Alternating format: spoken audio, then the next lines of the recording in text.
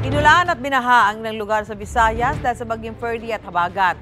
Sa Negros Occidental, mahigit 6,000 residente ang inilikas. 5 pasahero na isang tumaob na bangka naman ang nasagip sa Busuanga, Palawan. Narito ang unang balita.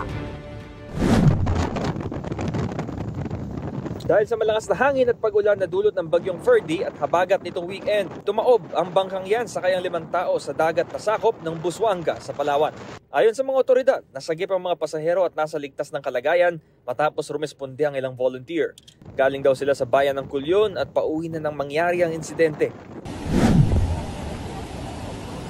Hindi na madaanan ng tulay na yan sa Barangay Concepcion sa Puerto Princesa matapos umapaw ang tubig dahil sa tuloy-tuloy na pag-ulan. Nagdulot yan ng pagbigat ng daloy ng trapiko. Dumulas naman ng isang aircraft sa Pamalican Airport dahil sa pag-ulan. Nasa maayos na kondisyon na ang 14 na pasahero nito. Nalubog din sa baha ang ilang lugar sa Barangay Sandoval sa bayan ng Batarasa. Sa Negros Occidental, mahigit 6,000 tao na ang inilikas at nasa evacuation center dahil sa matinding pag-ulan at baha roon.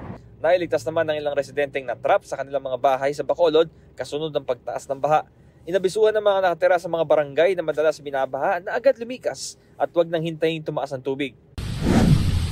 Sa Boracay naman, pansamantalang sinuspinde ng Malay LGU ang ilang water sports activities dahil sa masamang panahon. Pwede pa rin maligo pero sa mababang bahagi lang habang nakabantay ang mga otoridad. May mga namataan ding basura at mga sanga ng kahoy sa dalampasigan na agad nilinis. Binaha naman ng ilang bahagi ng Barangay Balabag, pati na ang public market sa Barangay Katiklan.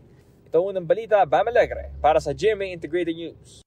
Mga kapuso, para una ka sa mga balita, mag-subscribe sa GMA Integrated News sa YouTube. Sa mga kapuso abroad, subaybayan niyo po kami sa GMA Pinoy TV at sa www.gmanews.tv.